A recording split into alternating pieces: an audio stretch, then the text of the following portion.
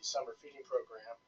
And it's just an extension of the National School Lunch Program, so we can offer nutritious breakfast, lunch, or even dinner to a lot of our sites. And we want to make sure that everyone, if you are interested in becoming a site or a sponsor, gets some of the information that's needed. So I'm going to turn it over to Diane and let her explain some items about the summer feeding program. Good morning, everyone. Thank you so much for joining the webinar, and thank you to the Central PA Food Bank for hosting the webinar.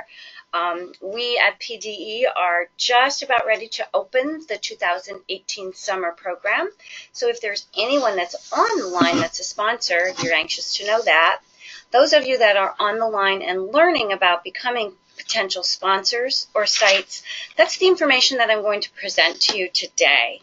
The one thing I want to start out with is a little sad news to begin with, in that only 20% of the children that are eligible during the school year for free and reduced meals do we actually reach in Pennsylvania for summer feeding.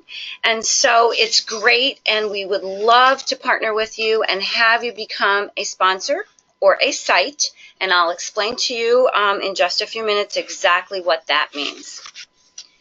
So one thing you need to hear is that there is a requirement of some eligibility to participate as being a sponsor.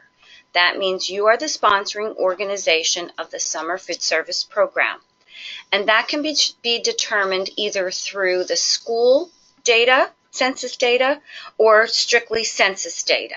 And to be eligible, you need to be at 50% or more free or reduced through the school data, or 50% of the population poverty level data.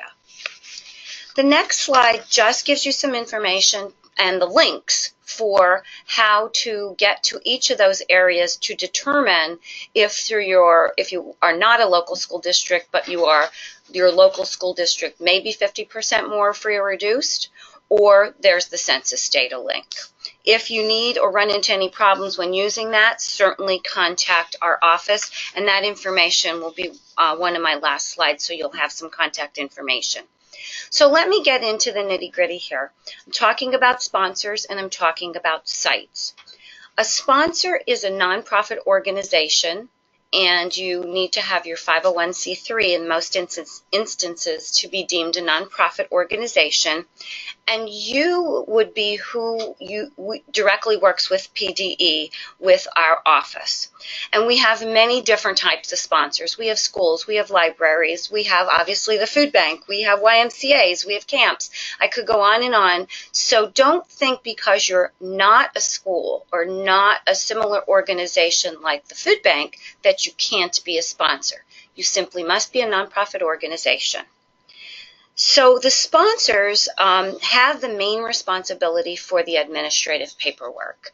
They would, as the slide says, work directly with PDE, and what that means is there are some specific requirements because this is a federal program. So along with being a federal program for which you receive federal reimbursement, there comes some rules and some requirements. I'm not going to go through all those today. What I want you to mainly hear, if you're interested in becoming a sponsor, is that there is administrative paperwork, training, use of our online system for submitting an application, and that is the administrative pieces of the program that I want you to just keep in your head and know there's some requirements for those. Let me now describe to you what sites are. Sites are locations that fall under the sponsor. So you could be a sponsor with a site of one. You could be a sponsor with many, many sites.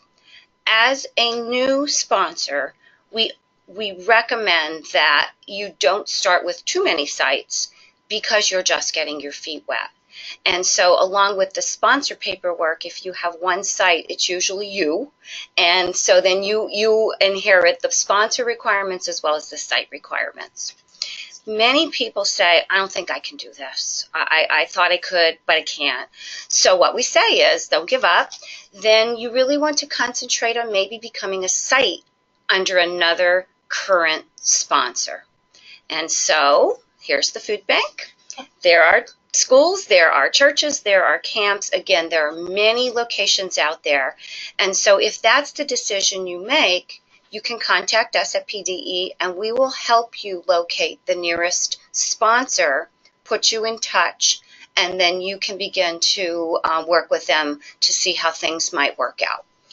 So, just on the next slide, I'm talking again, referring back to sponsorship and just kind of summing up some of the responsibilities. Talked about administrative responsibilities, but as a sponsor, you'd be finding site locations, you would be finding staff, you would be training staff. Some of your staff may be volunteers. You would be making arrangements for meals. Will you be preparing those on your own? Will you be going out and looking for someone to bring or vend those meals to you? You would be maintaining all that paperwork. You would be filing for the reimbursement, and you would be required to complete an annual training as part of your application process. So there's a little bit of the details about the sponsor's responsibilities. I touched a little bit on an online application, and we call that the PAIR system. And so I'm not going to go into much more detail other than to tell you that there is an online application system once we are able to approve you as being a summer food service sponsor. And that application happens annually. So let's talk about sites for a minute. Sites are actually the location or where the children eat the meals. So again, if you are a sponsor, you might have one site, and that might be all in one location, and that's also where the children eat. There must be a site supervisor present. So if you are a site under a sponsor, a site supervisor sounds like administrative work, and they would be doing some paperwork, but it is not all the administrative work that I described at the sponsor level. But there must be someone in charge, called a site supervisor, who's responsible for counting the meals that are served. I guess I should say first, ensuring that the meals that are served are accurately served to meet the requirements, follow the food safety and sanitation guidelines, and then are counted properly, because that paperwork goes back to the sponsor as the basis for the claims for reimbursement. There could be activities. They're optional. Activities often draw children into the sites. The sites could be indoor or outdoor. And again, food safety is something that we want to maintain at the highest level at the site location. We remember that it could be 90 degrees and you're outside, and so food may sit for a little while, and so we want to ensure, and we will train you, we will train the sponsors how to ensure that that food safety is adhered to. As a site, I want to mention that there is the ability to be an open site, which means anyone can come. There is the ability to be an enrolled site, which means you have a specific group of children, and those are the only children you serve. And then there are camps. Again, these are details that we would go over with you as we provide you other information. The slide in front of you right now talks about how you determine if those sites are able to be open or not. And again, not to go into too much detail at this point because we're doing a lot of thinking and we don't want to offer so much information to overload you, but you do need to know that there are criteria again for being an open site that anyone can attend or not. And so we again would help you at PDE with making that determination, and then again, how does that work? So the last slide just reminds you that hunger doesn't take a vacation, and that when school is out, those large percentage of children that are entitled to free and reduced during school look to these summer feeding sites to maintain that meal service during summer. What I want to also mention is if there's anyone on the call that is a sponsor, one of our campaigns for this year is the Add One campaign. And that means anything from add one day to add one meal to add one location. Because any little bit that or anywhere you add one means that more children are being served this summer. There is our contact information. It's the general number. just ask for anyone with the Summer Food Service Program, and whether it be me or any of my team, we will gladly answer your questions and help you along the way. Thank you. Thank you, Diane. Yes, thank you. All right, that's a lot of information, but again, they are willing to make it easy for you. And at the same time, working together closely here with the Central Pennsylvania Food Bank, maybe you would like to be a site under us because we're a sponsor. So now we're going to have Dave tell us a little bit more. Here we go. Here you go, Dave. Just the next one. Thank you, Diane. As Diane mentioned about the types of site eligibility as open, enrolled, or camps, basically, when you have an open site, as she mentioned, we're just going to give you a few tidbits on the open sites. You can serve up to 2 meals in any given day, and activities are optional. It's nice to have activities because it does draw the children there. As far as the next type of site is the enrolled site. Again, you may serve up to 2 meals a day. Activities, again, are optional. But here you need 50% of the children enrolled. They must qualify for a free reduced price meal, and you must have eligibility proof to do that. The third site is a camp. Activities are required, and you may serve up to 3 meals a day, which could be breakfast, lunch, and dinner. And reimbursements only for the children that you can prove eligibility for. If you have 100 children at the camp, and you can only prove eligibility for maybe 75, then you can only get reimbursed for 75% of those meals. And Diane, I believe, went over this part of the eligibility standards already. So definitely, for an individual, the free and reduced meals at school, and by proof of family income. Would you like to, I can show the website Yes, that we have? Yes, please do that.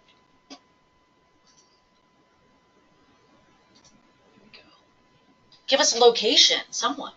Either we can do it by location. I did my childhood home where I lived in Lancaster.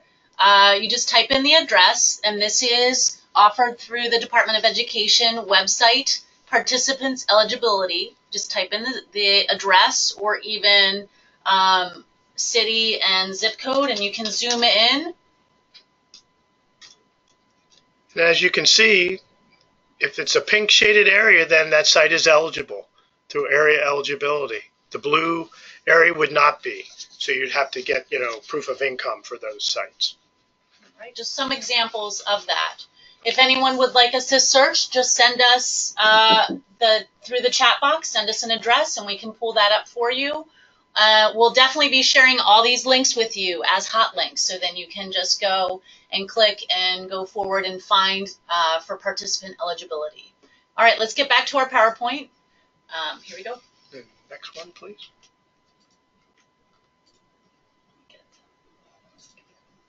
To reiterate, the 3 types of sites are open, enrolled, and a camp. And if you do have any questions, our contact information is available, so we can answer any questions about what type of site you might want to operate if you don't become a sponsor. Again, sites are where the children will eat the meals. You must have a trained site supervisor present, and you must count the meals as they're being served. You have to make sure someone's there to make sure they're counting the meals as they are handed out. Again, activities are optional, but we do prefer, and it can be indoor or outdoor sites. Again, as Diane mentioned, you want to make sure the site is a safe location. We will definitely monitor the site, and we want to make sure there's good food safety and good health practices. And make sure you're able to accommodate the number of children that will be present at your site. Okay, I'm going to turn it over to Donna to discuss the allowable meal types. Sure. Thank you so much, Dave. As you can see on the screen, there are 4 different allowable meal types. You can do a morning or an afternoon snack, breakfast, lunch, or supper. Milk is a component that must be served with the 3 main meals. For food safety, you need to remember that the milk has got to be stored and served at 41 degrees or less. The really fun thing with summer is that milk can either be white or flavored, and it has to be low-fat milk. As you see on the screen, 2%, 1%, or fat-free. And one serving is 8 ounces.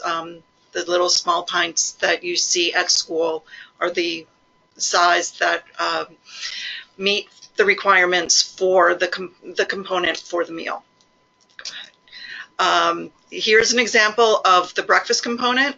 You need to be able to serve a grain, a milk, and either a fruit or a vegetable. As an example, our sites would serve 3/4 cup cereal in an individual cereal size, 8 ounces of white milk to go with the cereal, and either a piece of fruit such as apple, orange, or a banana, or a cup of juice in an individual serving size. So those are things to keep in mind. The less refrigeration, especially if you're an outdoor site, the better.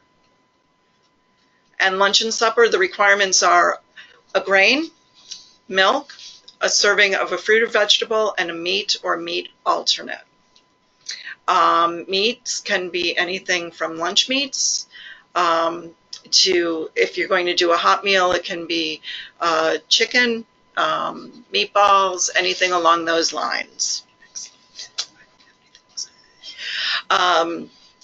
For all sites, you need to make sure that you have established what you will do in case you have extra meals. It happens if you've got an open site and you routinely have 25 or 30 kids, and it's an incredibly either hot day or a rainy day, and you only have 10 kids show up. How are you going to handle those excess meals? Obviously, you need to follow all food safety requirements. Do not serve any meals that are spoiled or damaged. Make sure that you are serving at correct temperatures.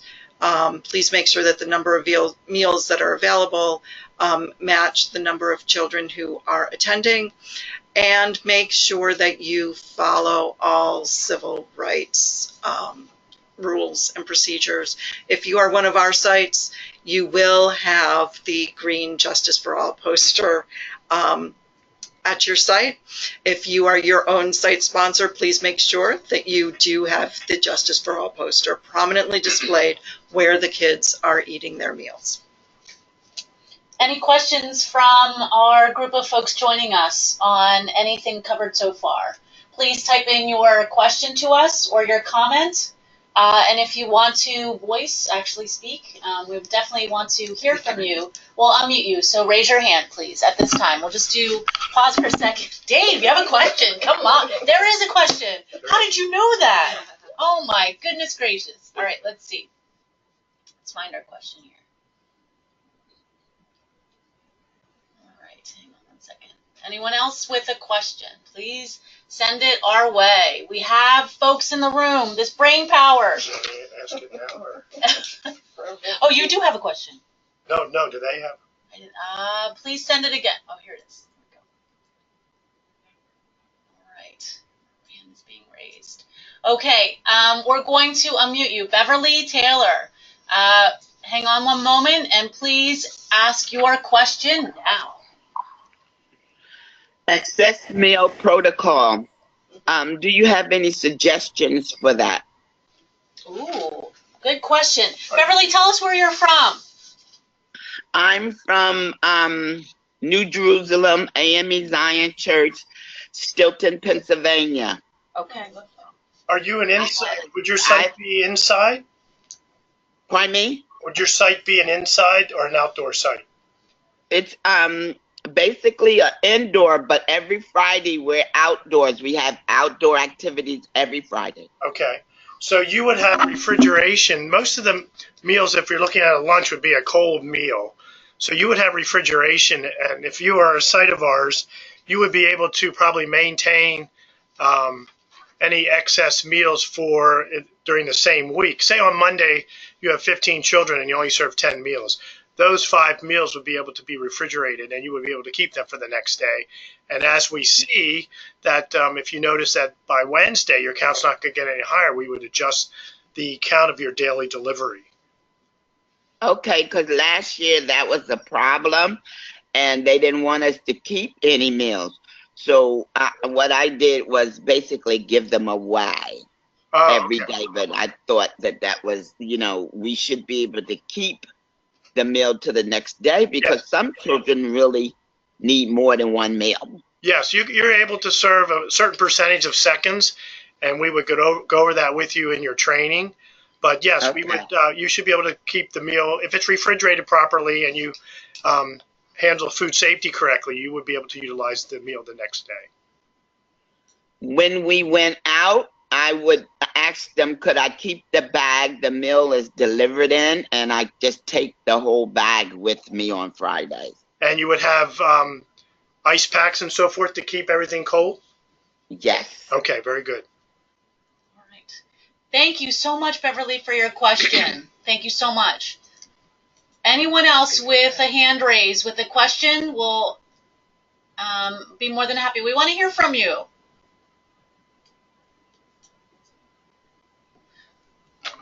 Melinda Calvin, you had your hand up. I'm going to unmute you. Let's hear from you. Are you there? Hello. Tell us where you're from. I am from Lancaster, Pennsylvania, Brightside Opportunity Center. Oh, yes. I love you. I live in Lancaster, and I love Brightside. Yes. I was about to say, your childhood home address is very close to us. Oh, yeah, of course. Yes. Now we do use the Central Pennsylvania Food Bank, but we have not used your summer program. So if I wanted to start up a program here for the community, what steps do I need to take? Ooh, wonderful question. Wonderful question. Do you want to be a sponsor or be a site of ours? I'd have to weigh my options. As many of the folks joining us today, that is the question. Oh my word. I would have to say a site. Okay. What you would do is then you have our contact information, and we have dealt with you before in the after-school meal program. So we would just probably add you as a summer feeding site of ours, and then you would receive training. And yes, you can open it up to your different programs. Based in the Lancaster City, they're area eligible, so all your children would be eligible for a free meal. So then we would just have to determine the number of whether you do breakfast and lunch, or just lunch. So you would just have to let us know what you would want to do there. Okay, for instance, I have a STEM camp that's going to be for 3 weeks. Mm-hmm. So could we do that for the 3 weeks, or would we have to do something different? Because the kids would be with us all day and they would be doing activities every day. We had sites that ran for as short as 1 week last summer. 3 weeks is absolutely fine. If you decide that you have another program after your STEM program, we can also work with you. We had a site that did 2 separate programs last summer. They ran for 3 weeks from the end of June into July. Took a week off for their sanity, and then ran for another 4 weeks. So anything along those lines, we are happy to work with you. All righty.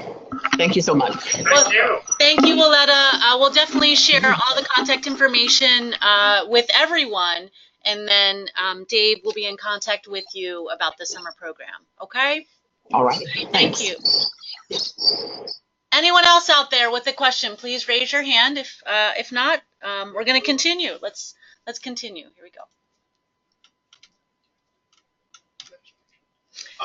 There's a lot of flexibility with the summer feeding program. You actually may serve up to 7 days a week. We actually had some sites that would serve 6 days a week. Some that would just want to serve on a Saturday. Hot or cold meals, depending on your facility. And you may serve, as Donna mentioned, any period of time. It could be 1 week for Vacation Bible School. It could be every Wednesday throughout the whole summer, or it could be the whole summertime that everyone is off from school, which we do have quite a bit of those sites that do that. And we do allow field trips, but we need to let PDE know if you're going to go on a field trip. Reason being is they have monitors also that they send out. And if they send someone up to Clinton County and you're not there that day and you went on a field trip, we are notified that they've spent all that time to drive 4 hours. So please let us know if you are going to be a site of ours. We would need a list of field trips. You can send them to us, for the whole summer or even weekly as you find out, because you may change dates. So we just need to be updated on that. At all the sites, it's still a regulation that food must be eaten in a congregate setting, which means everyone must be at a certain spot at your site and eating together. Meals cannot be taken away from the site. Everything must be eaten at the site. And the site supervisors must be able to make sure that children are eating. But also as a requirement, the site does not have to be anything fancy. A site can be a playground with the blanket thrown on the ground for the kids to eat. If you're going to do something outside. So it can be anywhere where the kids are at. Good point. Perfect.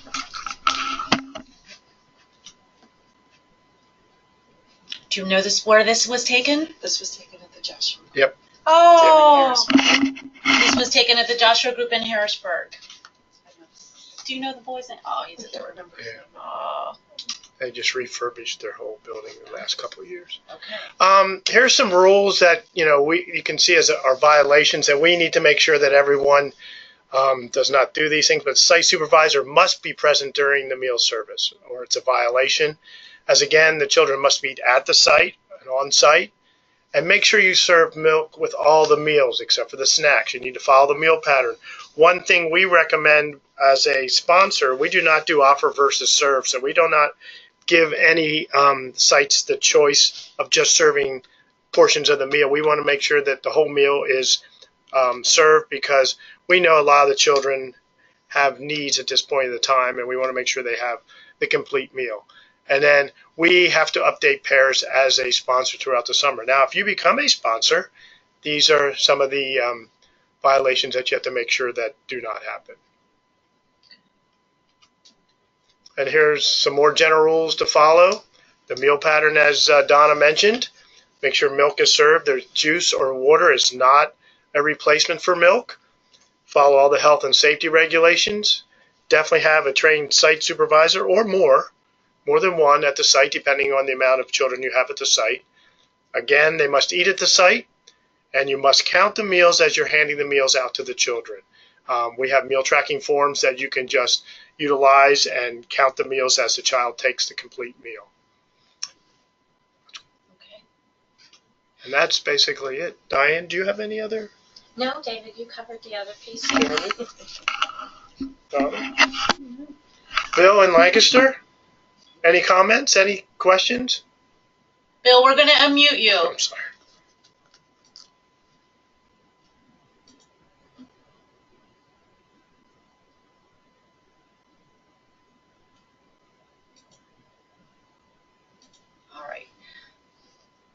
We'll follow up with Bill in a moment, but we do have a question. So hang on, folks. Let's see. So I can give it to him when the conference call is over. Can you hear me now? Yes, we can hear. There you go, Bill. Thank you. All right, perfect. Any comments? Anything to share, Bill? Okay, got it. So Just want to reiterate how easy it is to be a site for the Central Pennsylvania Food Bank. We deliver the meals to you twice a week. It's free. You just need some refrigeration space. We'll do the training. It takes 15, 20 minutes. It's very simple. It's not a lot of paperwork for our sites. Very good point. Thank you so much, Bill. And the team is here to make your lives easier. And I know that if there are any sponsors that have joined us, maybe we want to hear from you and from your standpoint, paperwork involved, the whole system. Please let us know how it went for you. Others are just interested. So if anyone has any other questions or comments, now's your chance. Now's your chance. One thing I would like to mention is if you do become a sponsor, and that's strictly your choice, you'll find that folks like Diane and the other folks at PD are very easy to work with, very helpful, very helpful. Yes, and the other thing to remember as a sponsor, as a potential sponsor, the PAIR's website for summer feeding has all of the resources listed, all of the forms. The templates are right there to be able to use. It's incredibly intuitive and easy to navigate. I've done the training. Everything can be done online. Filling out the application is, everything is right there for you to be able to do. So I know sitting here it feels a little overwhelming, but it is incredibly navigable. So, Thank you, Tom. I would just add, as any of you that are considering being a sponsor, thank you, Donna. Sure. I know some people find the resource section of the online system pretty daunting. There's a lot of information there. But anyone that comes aboard as a brand new sponsor, we train you personally.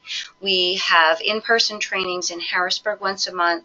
We will be doing some conference video trainings as a new offering this year. And anyone that's really struggling, we can offer some one-on-one training. So please know that it does take some time, does take some effort on your part to be a sponsor, but we are there to provide you with those resources.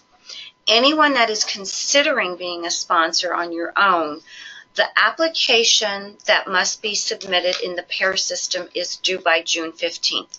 That is a federal regulation. However, first-time new sponsors coming on board does take a few weeks. And so we encourage anyone that's interested to begin now. There's some preliminary paperwork that we have to go through and make sure we can approve you to be a sponsor. And then there is the PAIR's application that must be completed and submitted by June 15th. So again, don't hesitate to let us know if you have questions, even if you're considering. And then if you decide, as I said earlier, that this is a little bit too much first time round, we can put you in touch with some of your local sponsors, or you have the food bank's information to get in touch with them to maybe operate as a site the first year into it and get a feel for what the program is really all about. Perfect. Thank you, Diane. You're welcome. All right. Anything else from the good of the group? Thank you for attending. Thank you for being here and presenting all this information. We want to thank all our good folks here, Dave, Jeremy, Diane, thanks for coming over, fighting the traffic to join us here in this cozy little room. Donna, and all our good friends, all our partners that have joined us live. Those folks that had registered, everyone will be receiving a wonderful recording of this session. I know, believe it, you get to hear it again. And you'll all get a follow-up presentation. The PowerPoint will be sent to you along with any of the links from PDE. There's a wonderful little video that you can watch to get a feel for it as well. And then contact information for our team here at the Central Pennsylvania Food Bank along with Diane's contact information. All right, everyone, have a great day. It's Friday. Enjoy your weekend. We love you all. Thanks for what you do on a daily basis. We are excited for you. Summer is coming fast, and what we want to do is we want to help kids. So we hope that we can work together. And again, take care. Thanks for joining us. We're going to end the session. Bye-bye. So long. Thank you. Good. Quick question. Yes, sir. We do not, and we didn't mention it,